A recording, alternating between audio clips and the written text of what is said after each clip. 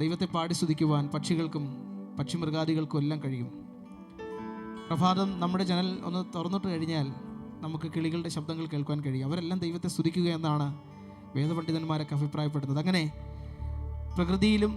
പ്രകൃതിയിലുള്ള സർവ്വചരാചരങ്ങൾ കർത്താവിനെ പാടി മഹത്വപ്പെടുത്തുന്നുണ്ട്. എന്തിനേറെ നമ്മുടെ ജീവിതത്തിൻ്റെ ഓരോ ഭാഗത്തും ദൈവത്തിൻ്റെ സംഗീതം ശ്രവിക്കുവാൻ കഴിയും. സമാധാനമില്ലാത്തവർക്ക് സമാധാനം നൽകുവാൻ, ആശ്വാസമില്ലാത്തവർക്ക് ആശ്വാസം നൽകുവാൻ, രോഗത്തിൽ നിന്ന് വിടുതൽ നൽകുവാൻ ക്രൈസ്തവ സംഗീതത്തിന് വളരെ സാധിക്കുമെന്നുള്ളത് നാം അനുഭവിച്ചറിഞ്ഞതാണ്, നാം കേൾക്കുന്നതാണ്, അനുഭവിക്കുന്നതാണ്. എന്നാൽ വളരെ പഴയ, വളരെ മനോഹരമായൊരു ഗാനം എല്ലാവർക്കും ശ്രവിക്കാൻ കഴിയുന്നുണ്ട്. പണ്ട് നമ്മൾ കേട്ട് പരിചിതമായി, എന്നാൽ എപ്പോഴൊക്കെ നാം മറന്നുപോയ വളരെ മനോഹരമായ ഗാനം. അതിങ്ങനെ പറയുന്നു: അകലെ ആകാശത്ത് വിരിയുന്ന താരതൻ മിഴികളിൽ നോക്കി ഞാൻ ഉയർന്നു പാടാം, വാനമേഘങ്ങളിൽ ഒടുവിൽ നീ എത്തുമ്പോൾ മാലാഖമാരത്ത് പാടാം. കർത്താവിൻ്റെ സ്നേഹം എത്ര ആഴമേറിയതാണ്. പ്രത്യാശാസ്ഫുരിതമായ വളരെ മനോഹരമായ പഴയ ഗാനം ദൈവനാമഹത്വത്തിനായി നമ്മുടെ ഏറ്റവും പ്രിയങ്കനായ ഗായകൻ പ്രൈസ് കുര്യൻ ദൈവനാമഹത്വത്തിനായി ആരംഭിക്കുന്നു. നമുക്കൊരുമിച്ച് കേൾക്കാം.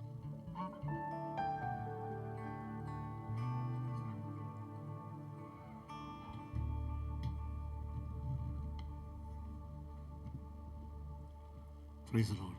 Hallelujah.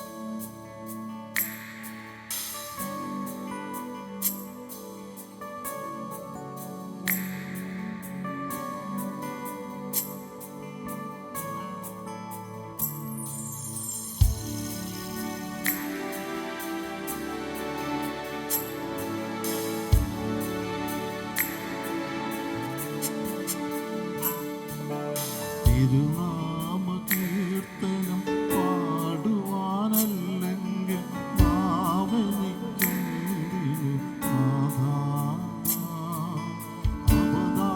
അവദാനമെപ്പോഴും ആലപിച്ചില്ലെങ്കിൽ അധരങ്ങളെന്തിനു നാഥാ? ഈ ജീവിതമെന്തിനു നാഥാ? തിരുനാമകീർത്തനം പാടുവാനല്ലെങ്കിൽ നാവെനിക്കെന്തിനു നാഥാ? അവദാനമെപ്പോഴും ആലപിച്ചില്ലെങ്കിൽ അധരങ്ങളെന്തിനു നാഥാ? ഈ ജീവിതമെന്തിനു നാഥാ?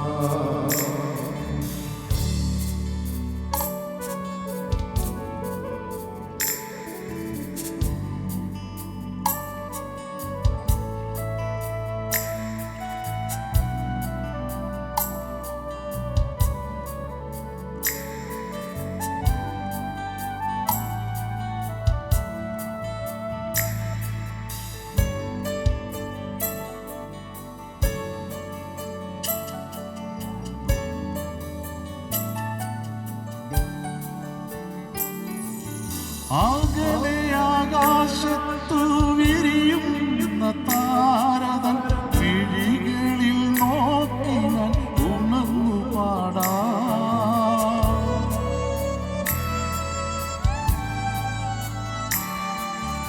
അകലെ ആകാശത്തു വിരിയുന്ന താരതൻ മിഴികളിൽ നോക്കി ഞാൻ ഉണർന്നു പാടാം. ഒടുവിൽ നീ എത്തുമ്പോൾ മാലാഖമാരൊത്തു പാടാം. വാനമേഘങ്ങളിൽ ഒടുവിൽ നീ എത്തുമ്പോൾ മാലാഖമാരൊത്തു പാടാം. തിരുനാമകീർത്തനം പാടുവാനല്ലെങ്കിൽ നാവെനിക്കെന്തിനു നാഥാ? അവദാനമെപ്പോഴും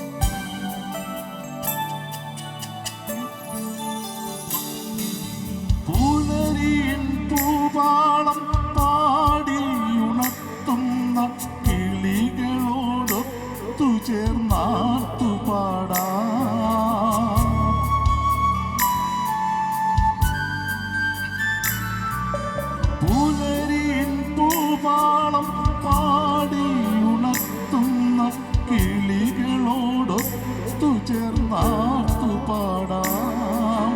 പൂഴയുടെ സംഗീതം ചിറകേറ്റിയെത്തുന്ന കുളിർക്കാറ്റിലണിഞ്ഞു ഞാൻ പാടാം. പൂഴയുടെ സംഗീതം ചിറകേറ്റിയെത്തുന്ന കുളിർക്കാറ്റിലണിഞ്ഞു ഞാൻ പാടാം. തിരുനാമ കീർത്തനം പാടുവാനല്ലെങ്കിൽ നാവനിക്കെന്തിനു നാഥാ? അവദാനമെപ്പോഴും ആലപിച്ചില്ലെങ്കിൽ ആദരങ്ങളെന്തിനു നാഥാ?